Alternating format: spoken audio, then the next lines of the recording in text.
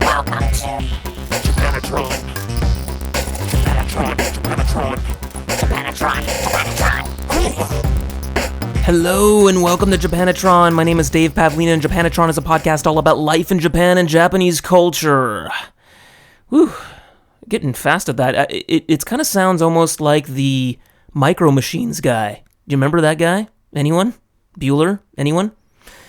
All right, today's topic is a personal story. It's storytelling time on Japanatron, once again. And really, the only thing that makes this about Japan is the fact that I live in Japan and that this happened in Japan. So there are some cultural things along the way, what happened to me. Long story short, let's jump right in, shall we? I had a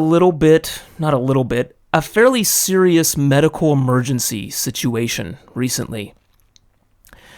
And what happened, let's start. Let's set the scenario here. So this was on a Friday, okay? Everybody loves Friday, right? Happy Friday. And I had scheduled my annual health check on this particular Friday. In Japan, you are required, if you usually work in some normal company, there probably are some exceptions, but for the most part, you work in a company, every year you gotta get a health check, a physical, and the company covers it, blah, blah, blah.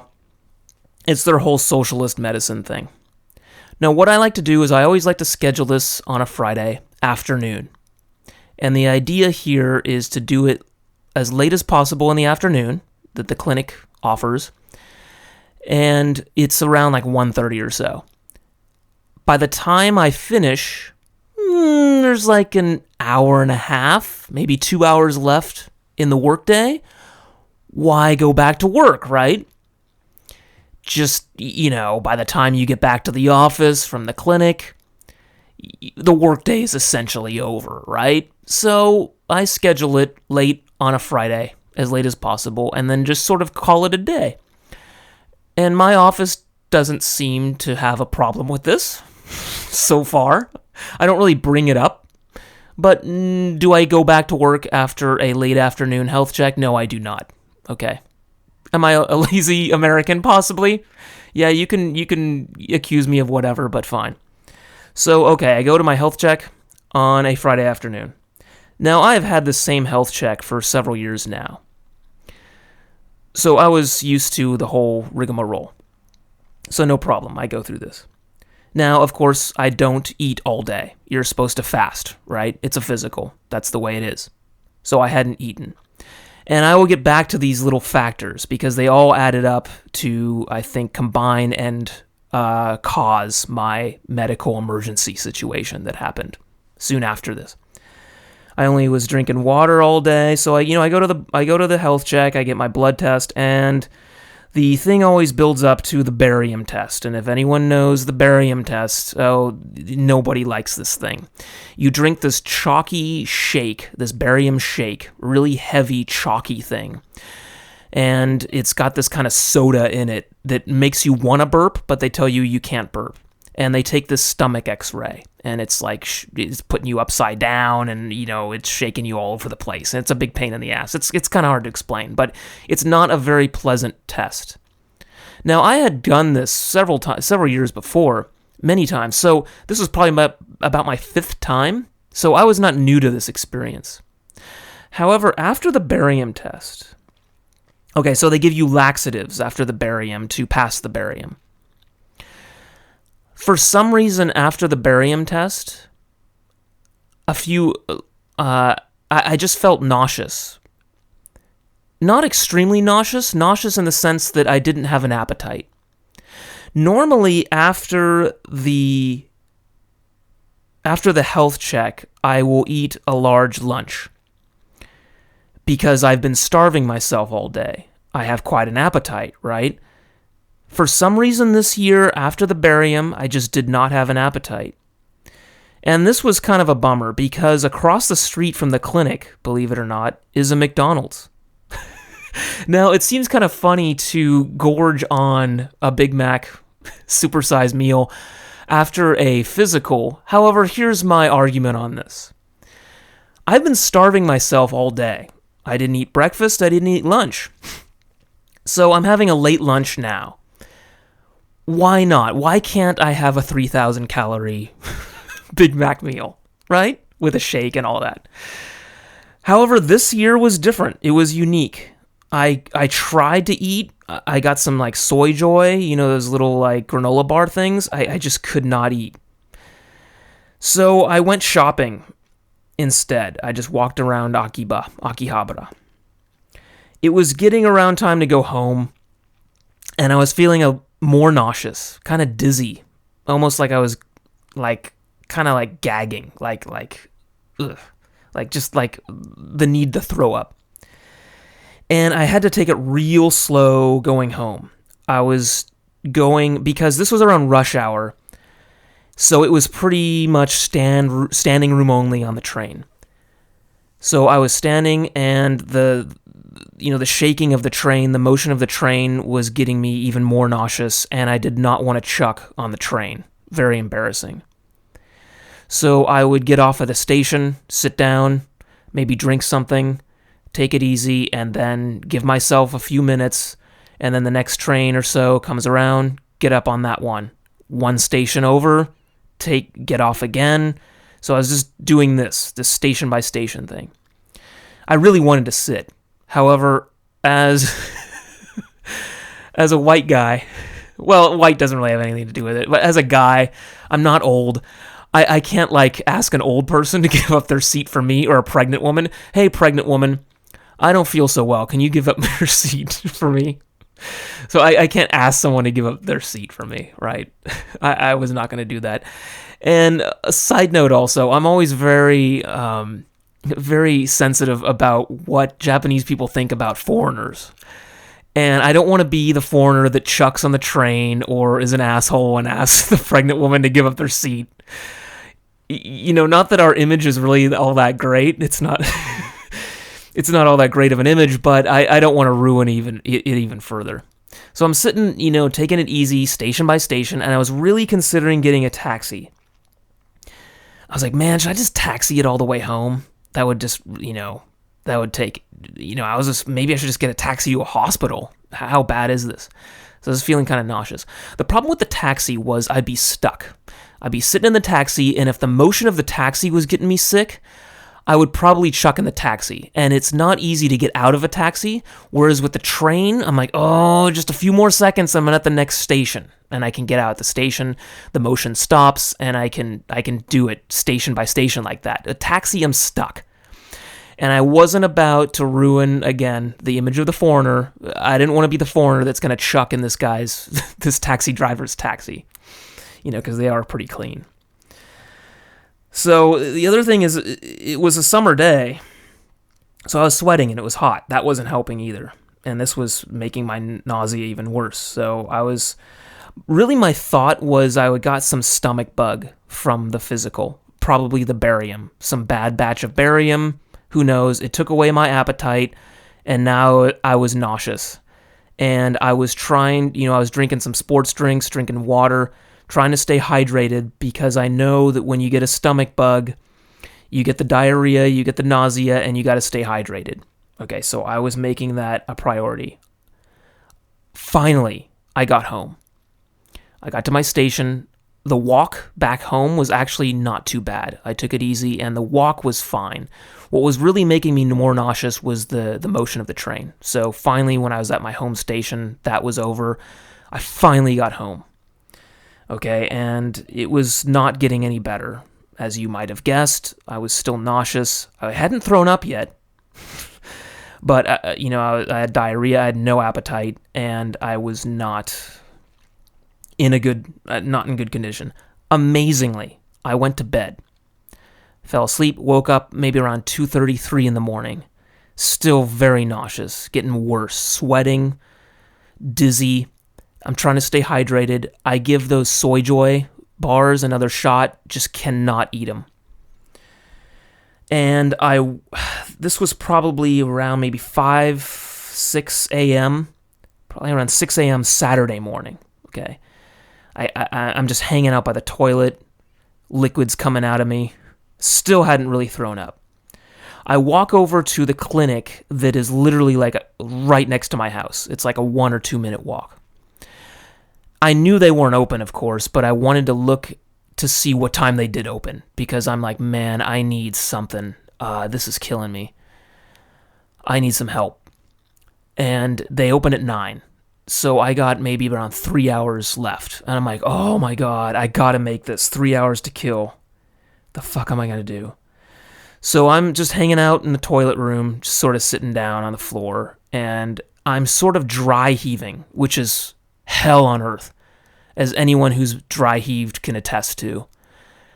And you're just like kind of chucking, you're vomiting, but nothing's coming up, and you're just sort of like choking and gagging, and it's just a horrible experience. I'm sweating. I got like a bottle of sports drink I think I had gotten, some water, I don't remember what it was, and I'm trying to drink, trying to stay hydrated. And I have my head like on the toilet seat, kind of like off to the side, because it sort of supported me and it felt good because I felt so dizzy. This is the last thing I remember. This is Saturday morning. And I'm not kidding. This is the last thing I remember is putting my head on the toilet. I open my eyes and I'm in a hospital room. I'm in a hospital bed. And I'm like, where the fuck? What the fuck? It was like a time warp. I don't know what the fuck happened. Next thing I remember, I'm in the hospital. I'm tied down. I have some sort of tie around me. This big white strap wrapped around me. It's kind of tight. I have these mittens on that prevent me from using my fingers. There's tubes and wires everywhere. There's a tube in my nose. There's wire, those suction cup things all over my chest. There's maybe 2 IVs. I got needles in my arm. I don't know what's going on. There's that monitor thing, beep, beep. I'm like, what the hell? Where am I? I have a diaper on. I'm wearing a diaper. I got a tube on my dick, a catheter. I'm sort of taking stock of... So I figure out I'm in a hospital, okay? I sort of touch my face. That's when I realize I had the mittens on, and I could feel that I have like a beard. I'm like, what? I look at my shirt, and it's not the shirt I remember wearing. It's like a different shirt. So I'm kind of wearing different clothes, as far as I can tell. A nurse comes over and sees that I'm awake. And she says, oh, you're awake. And she's like, do you know where you are? And she says it in Japanese. And I'm in bad shape. Okay, I don't have to tell you twice. I'm in bad shape. And let's just say when you're in really bad shape like this, your second language skills kind of go out the window. So I'm trying to remember Japanese. I can understand what she's asking me, and I say in English, hospital, and I'm like, byoin? And she's like, that's right. I don't remember exactly what she was saying. It was pretty obvious I'm in the hospital, so it wasn't too difficult to guess that one. And then she says, do you know what day it is? Nanyobi desu ka? And I said, Doyobi, Saturday. And she said, Shigaimasu. Kayobi desu. Tuesday. And I said in English, Tuesday? And she sort of like laughed. She held back a laugh. I don't think she spoke much English, but she knew the word Tuesday. And just the way I was being very gaijin about it, like very expressive, Tuesday, I think it just made her laugh because it was a very, for lack of a better term, a very gaijin way to say it. I was literally unconscious 3 days. I lost 3 days of life. I do not know what happened. I felt like Rip Van Winkle. I had a beard.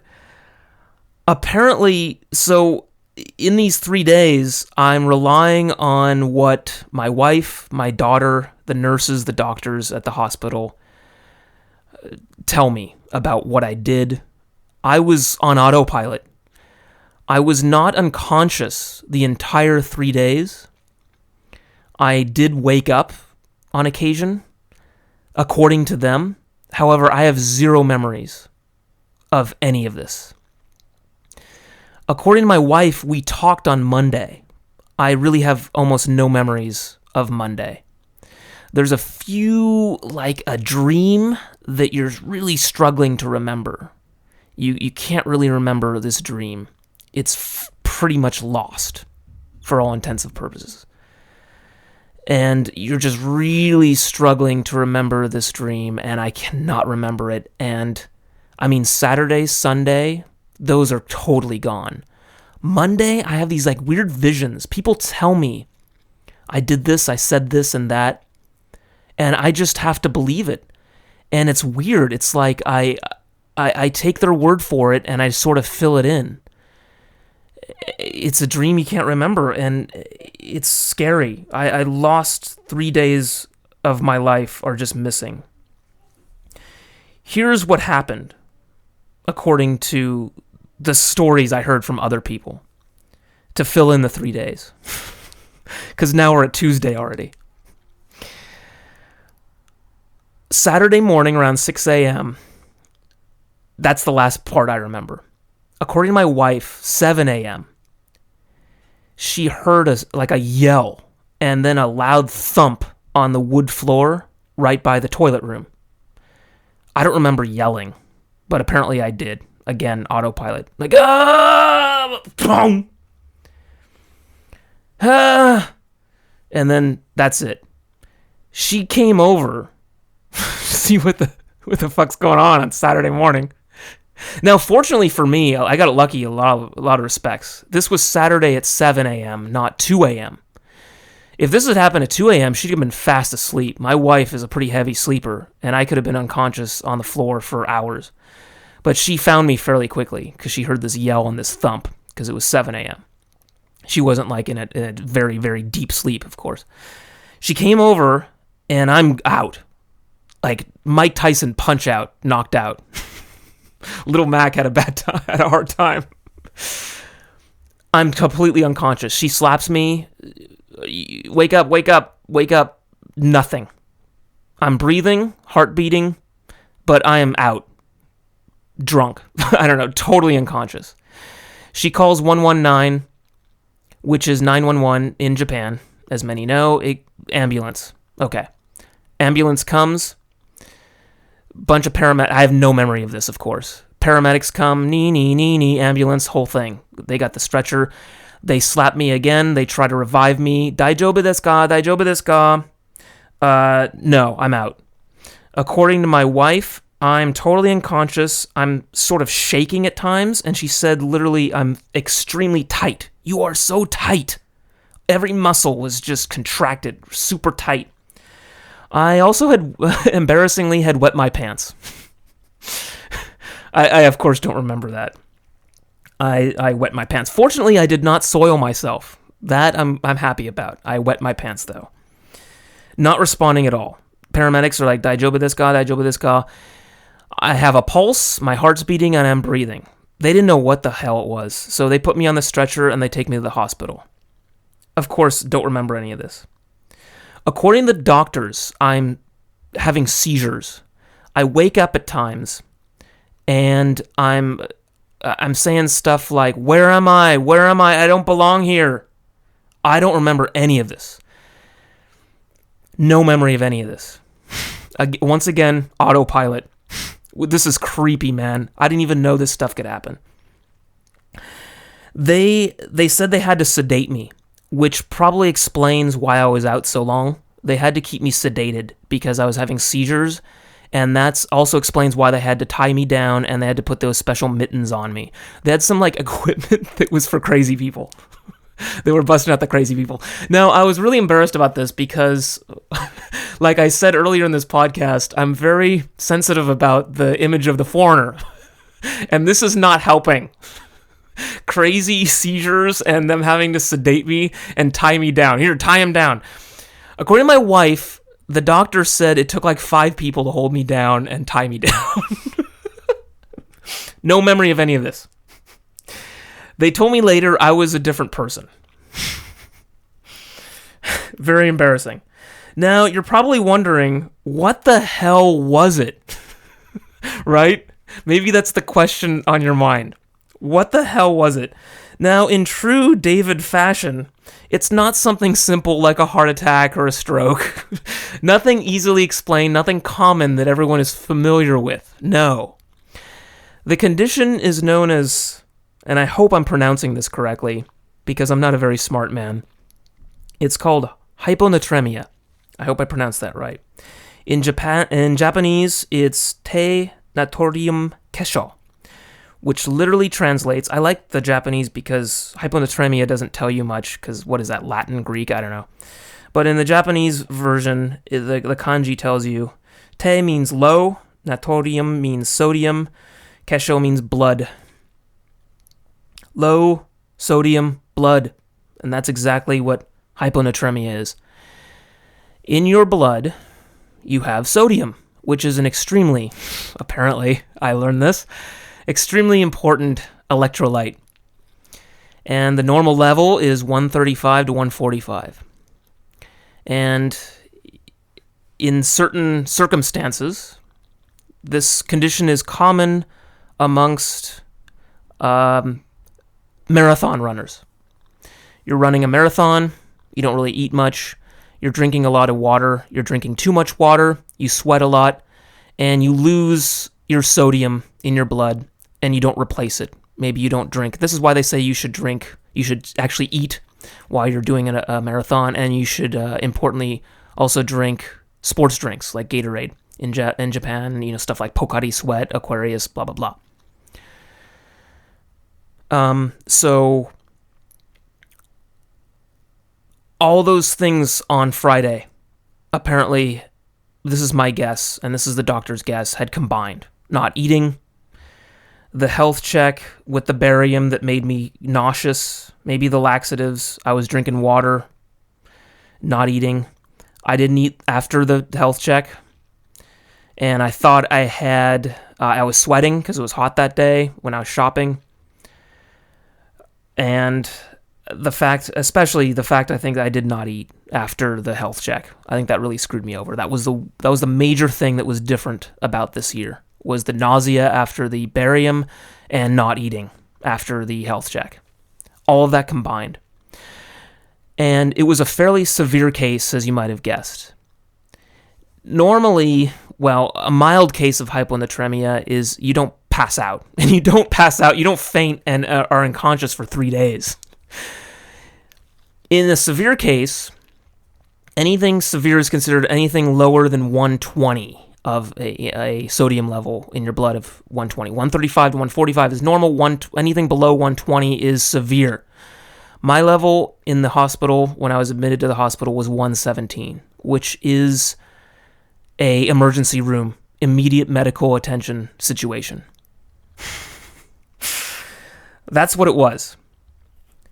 So on Tuesday, I was fortunately getting back to normal. I have memories of Tuesday, and I was responding, I was conscious, and I remember Tuesday. Saturday, Sunday, Monday, I do not remember. I was in the ICU all those days, and I don't remember pretty much any of it.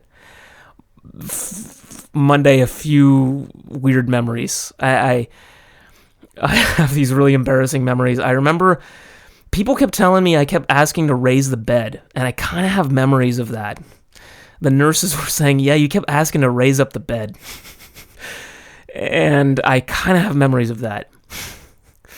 I also remember having to use the restroom, and they said I couldn't because I had all these tubes and wires, and they said I had to just go in the diaper, and I had to poo. I had to shit. And I wasn't too happy about this, but I had to just shit in a diaper. And God bless nurses and medical caregivers. I have newfound respect for them. because this nurse, she had to clean me like a baby. Really embarrassed about that. But that's the hospital. Fuck. Okay, so Tuesday, my Japanese skills are slowly returning to me. And like I said, it is real difficult to speak a second language when you're in a condition like this. It's hard enough when you're in normal condition, but when you're in this kind of condition, I mean, not that it really mattered much. I was unconscious for the first 3 days. So, oddly enough, also, another cultural thing, this was an international hospital.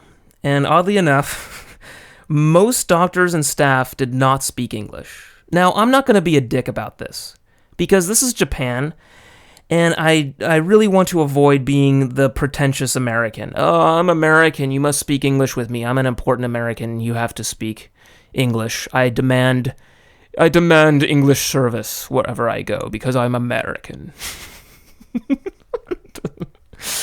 No, I don't really want to do this. My Japanese is not perfect. It's intermediate level or so, but I'm happy with it in the sense that I don't have to rely on English. I can usually communicate if it's a one-on-one situation. If I'm surrounded by native speakers chattering amongst themselves, yes, I can get lost very easily. But in the case of a doctor or nurse speaking directly to me, I can survive, and that was slowly coming back to me on Tuesday. So that was kind of helpful. So I don't really know, but I really don't know what was international about the hospital. Maybe the name. Well, the fact that actually it was an international hospital in the sense that it was founded by Americans, I believe. But besides that, there wasn't much international about it. Except me. I was sort of the lab experiment, maybe.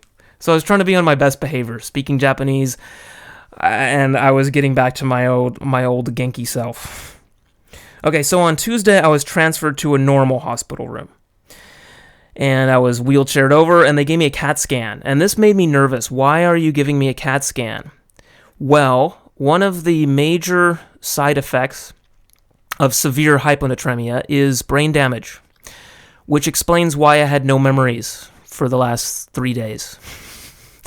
And one of the scariest things is when you pass out, the pressure from lacking sodium in your blood, being overhydrated or whatnot, or having an electrolyte imbalance like that severe, it can cause brain damage. And this is the scary part. So they do a CAT scan to check for brain damage.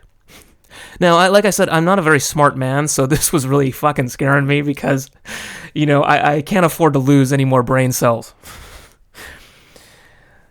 Okay, so I'm transferred to this hospital room and I'm waiting on the CAT scan results. It's a very, very nice room. I was impressed. God bless you, Japan, and your healthcare system. Not that the U.S. has shitty healthcare or shitty hospital rooms. If you listen to the episode I did on healthcare, I talk about the experience with my daughter getting very ill in the U.S., and she was hospitalized for 2 nights. So there's not really much difference there, but the room was very, very nice. It was, however, boring. I really only had my iPhone. Okay, which is fine, fair enough. I don't want to dive into this first world problems. Oh, I'm so bored. I only have an iPhone. Other people in other places in the world have it far worse than this. Okay, I was getting top-notch healthcare. Fine, it was boring. Another thing to note, which is a big difference between what my daughter had in the U.S. versus me in Japan, in the hospital, was the food was fucking amazing. I mean, oh my God. My daughter's food in the States was pretty crappy. It was around airline food quality, but the Japan food, wow. Man, it just goes to show, yes, Japan is it's a foodie culture. I've talked about this a lot before, and I have complained about this. On the TV, they never shut up about the food. But my God, they really pride themselves on their food. And it doesn't matter if you're in a hospital or an airplane or whatever, they really, really take their food seriously. They take it very seriously. And this hospital food was amazing. I was like, damn. You don't expect much, you know? You're like, oh, hospital food, you know, how good can it be? You know, there's not like a gourmet chef back there making it, or is there? I don't know, man. Wow. God damn, Japan. Well done, dude. Another thing that was very Japanese, this is kind of a small thing, little side note, is they always told me, press the call button if you need anything, and I'm always hesitant to do that. It's kind of like on an airplane, you know, the call button. I'm like, I don't want to bother him, and I'm like, man, I don't want to be the foreigner that keeps pressing that goddamn call button. But there were some times when the situation demanded that I press the call button. You know, there's something I needed them for.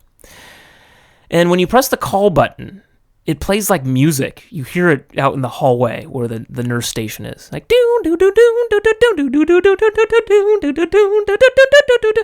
and you hear this going over and over again, playing over and over again because, you know, other people in this ward are pressing the button. And this is a very Japanese theme. It's not one of those major ones. It's sort of one of these ones I forget about, but it's there. When the school bells in the neighborhood ring, they don't just buzz. I remember growing up in the States, that's what it was. It was just a buzz, like a fire alarm. It was cacophony. And that's all it is. It's just a buzzing, ringing signal. In Japan, they always mix music into it. I don't know, some kind of classical music or something. And you hear this a lot in train stations, schools, buses, hospitals. And the nurse call button was no exception. It played this like classical music Tony thing. And yeah, it's very Japanese, it's cute, and yeah, not only are they a food-loving culture, but they're a music-loving culture. They're very, very into music, especially classical music. They pride themselves on their classical music scene, and they build it into their nurse call buttons and their signals and whatnot. So you hear this a lot when you visit Japan. And it's not one of those things you really notice right away, maybe. It's kind of there in the background, but look for it. And you'll see it. It's there. It's kind of interesting. Like I said, I have a newfound respect for nurses. I was in the hospital. Like I said, I was admitted on a Saturday morning, and then I finally I was transferred to a normal room on Tuesday, and I finally left this hospital on Friday early afternoon. And man, I have new respect for them. And at times, this whole team came in. I felt very special. And I didn't know if they did this for everybody or if it was just because I was a foreigner. They're like, hey, we got this zoo animal in our ward. Hey, check this guy out. He's a white dude. We got this experiment, you know. Hey, everybody gather together. Let's check this guy out. I don't know. I felt a little self-conscious, you know. And because, you know, they're all native speakers, of course, and they sort of gang up on me. You know, like, how are you doing? And I'm like, genki desu. Arigatou gozaimasu. And I didn't really know what to say. I felt very special, though. And I hope to God that, yes, they do that for everybody in the hospital. Because when my daughter was in the U.S. hospital, yes, they did that too. The whole team came in and checked in on you. So I'm hoping that's just an everyday hospital thing. And that it wasn't just because I'm a foreigner. Most of the week when I was recovering in this normal hospital room, and fortunately, I was getting back to normal, still kind of dizzy a little bit and whatnot. I had still had an IV, so I was walking around. Fortunately, I didn't have to wear like a hospital gown. I was sort of in my pajamas. But wherever I went, I had this IV hanging off me on this cart, and I had to sort of push it around. I felt very much like an old person. And the highlight of my day was asking the nurse if I could go down to the gift shop and buy some drinks. This was the highlight of my day.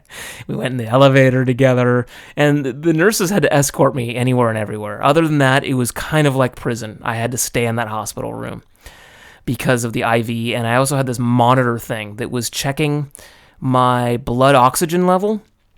For some reason, that was really important. So they were checking my heart rate and my blood oxygen level.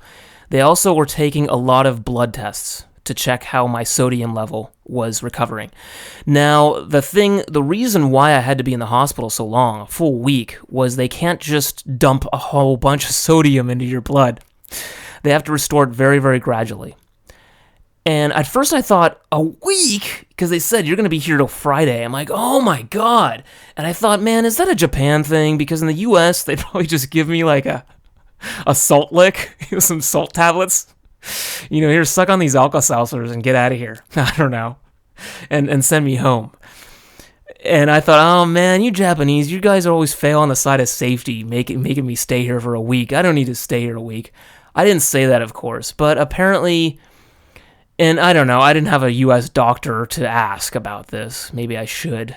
My dad's cousin, who I consider my uncle, is a doctor. I should ask him, but according to the Japanese doctors at the hospital, they had to restore it very gradually, and that's why I had to be there for a whole week. I had to be on an IV for a whole week.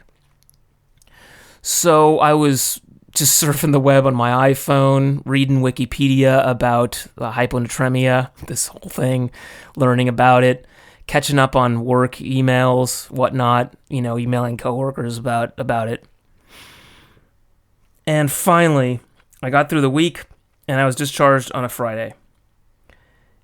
And I think about this a lot. I have a fairly prominent scar. I had some scars that fortunately sort of healed from all the needles that were poked in me. Oh, another side note, the CAT scan came back normal. Thank God. Because I really can't deal with brain damage. Hey, welcome to Japanatron. So I think about this a lot. I had never heard of hyponatremia. And I have this scar from when I was in the ICU, and there's a fairly large needle stuck in my wrist. I don't know what that was, but I think... according to my wife, and I think the doctor told me too, they were feeding me this way for the 3 days I was unconscious. There was a needle, pretty big-ass one, stuck in my wrist of all places, and I have a scar there, and that has not healed. And I look at it, and I think about this a lot.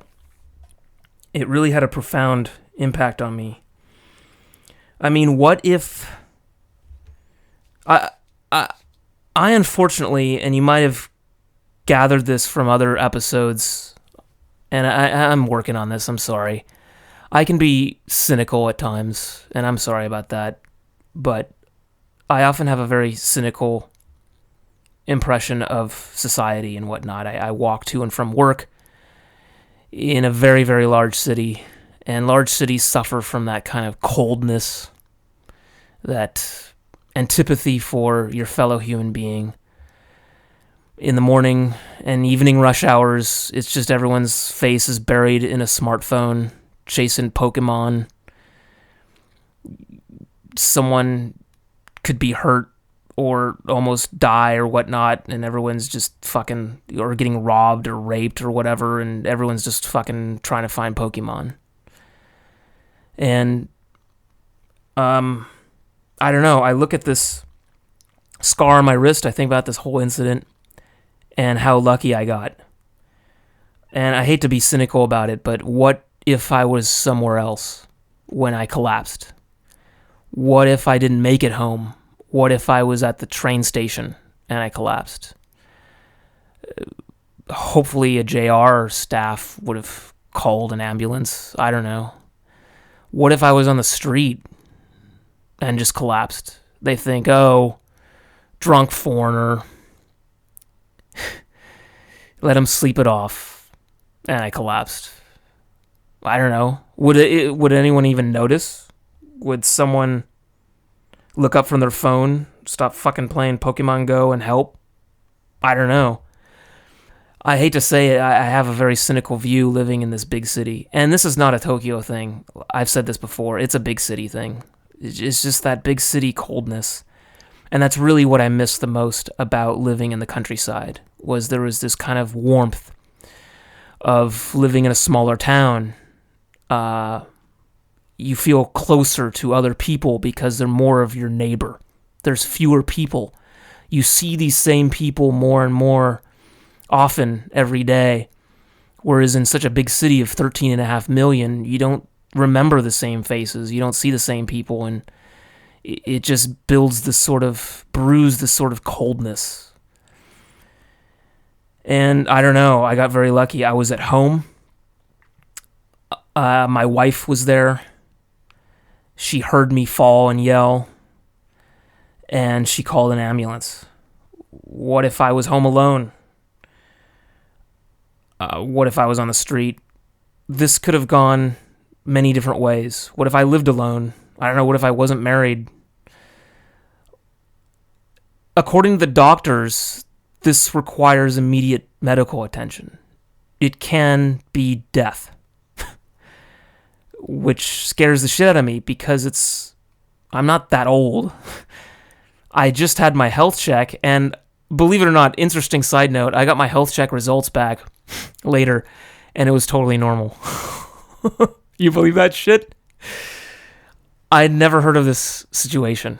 And oh my God, it's just one of those things that puts you face to face with your own mortality, and it's extra different, extra unique, and a little bit extra scary when you're in a foreign country and you're surrounded with a second language. And I realized, goddamn, I got to keep studying Japanese. I have made a lot of progress, which I am proud of. I'm not as bad as other people I know. Thank God. I can actually kind of communicate. I mean, and like I said, in this case, it didn't make much of a difference because I was totally fucking unconscious. But thank God I had that Japanese health insurance card in my wallet, which I keep with me at all times. Another thing, a change I've made is the hospital I stayed at. I now keep the card for that hospital in my wallet now. I didn't before. I used to just keep the National Health Insurance card, which is the more important one, of course. So if there's anything you want to keep in your wallet, keep that. I'm telling you, do not leave that at home. Keep that with you at all times in your wallet, okay? There's my tip of the day for life in Japan. Do not leave your home without your health insurance card. If you have some weird health emergency and you collapse on the street, they can look in your wallet and they'll find your Japanese health insurance card and you'll get taken care of. Okay, not that they're just going to leave you to die if you don't have it, but it certainly helps. Okay, and you need help in situations like these. So, yeah, it could have gone over a lot differently. If I was just unconscious at home alone, would I have woken up? I don't know what would have happened. With that sodium level, how long would I have been unconscious? Would I have survived? Would I have woken up of my own will and been able to press an emergency button or called 119? Or would I have not shown up to work on Monday and coworkers check in on me? I don't know. Whew, scary stuff. Yeah, sorry, I'm trying to keep this light and fluffy, but it's not going so well. Last thing. So, I relax over the weekend. Like I said, I'm discharged on a Friday. I relax over the weekend, and I'm fairly back together on Monday. I have a follow-up appointment, which goes well. Everything's looking normal again, but goddamn, that's scary. And shit, I mean, lesson learned. Eat. Don't starve yourself, and don't drink too much water. I mean, what the fuck? Going forward, that's how I avoid this. But Jesus, who knew? Yes, you could almost die by not eating, having some crappy barium, and drinking too much water. Wow, be careful. So I have a morning appointment on a Monday, and then I go to work. I decide to do a half day at work to try to get back into the groove, readjust back to work. So I walk back into work, and it's one of these things I kind of don't look forward to. You've been in the hospital for a week, and most of your immediate coworkers, the ones you're closest with, like HR and stuff, that know what had happened. I had emailed HR, of course, and told them what was going on, and kept them informed on the situation. So the office manager, the HR manager, they come up to me. They're like, "Oh my God, are you okay?" I'm telling them the story. I'm like, yeah, unconscious 3 days, man. 3 days of life. Rip Van Winkle. Scary shit. Who knew? So I got very good at telling this story. Let me put it that way. And a lot of people ask me, man, you okay? You know, and people kind of keeping back from me, like, is he all right? What happened to this guy? You know, and my arms look like I was a heroin addict. They're all like needled up from all the blood tests and whatnot. So it was kind of embarrassing. And, you know, I was taking it easy. And people, fortunately, were giving me some space. You know, they had known what happened. Of course, though, you can't just inform and broadcast to the whole office. I don't think there was no mass email sent to the whole office just saying what had happened to me. I guess to protect my privacy. So it was kind of funny. So a lot of coworkers obviously did not know where I had been for that week, and they assumed, which is a fair assumption, that I had been on vacation. So I'm in the break room, and a coworker comes up to me and says, so how was your holiday? Did you go back to the States? I sort of laugh, and I'm like, no, I wasn't on holiday. I was actually in the hospital for a whole week. And they're like, oh my God. Really? You all right, man? You know? So there was a lot of that, you okay, man? Type of talk. So there's a lot of that, which, yeah, you got to adjust to. So I got very good at telling the story, and it sort of helped me. It actually did help me telling the story to coworkers and them getting their sympathies and their feedback and whatnot, and their, you know, their thoughts, and it helped me. It helped me adjust back to work. It helped me cope with these thoughts and these fears. Like I said, when I keep thinking about it, it just keeps popping up in my mind. And that's a major reason I made this podcast, was I think talking about and telling this story has helped me cope with it and maybe deal with it. But yeah, I mean, I go to bed at night sometimes and my dreams just sort of waver into this sort of thought, like, man, that was almost death. And yeah, I mean, when the doctor told me, you know, I don't want to scare you, but this was a severe case and it required immediate medical attention, and you got lucky. The fact that someone, your wife in this case, called the ambulance for you, because if it didn't go down so well, it might not have ended. It might not have ended as well for you. Wow. But I don't know. I don't know. I guess what I'm saying is, take your health insurance card with you.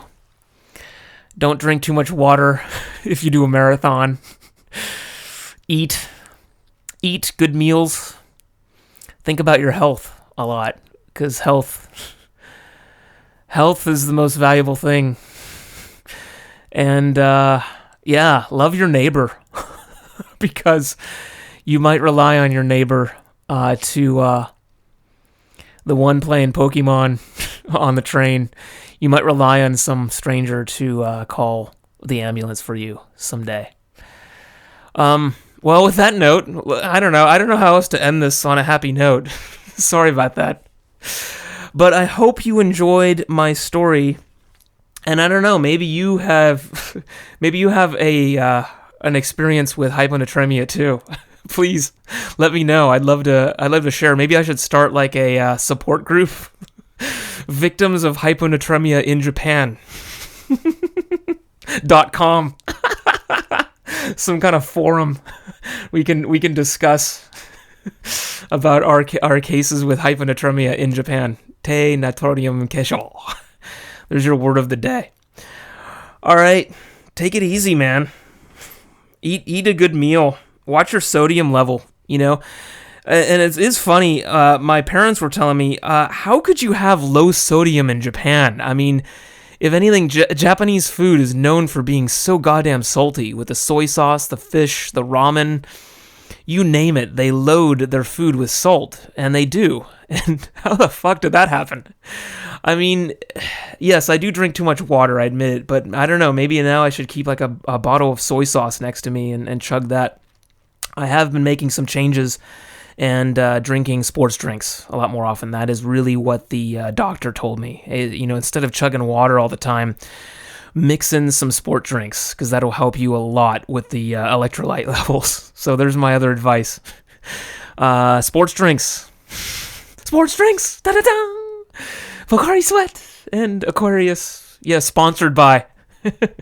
Hey, Aquarius and Pocari Sweat, get in touch with me. Maybe I could become maybe you could become my sponsor. All right, take it easy, man. Watch your health. Don't get hyponatremia.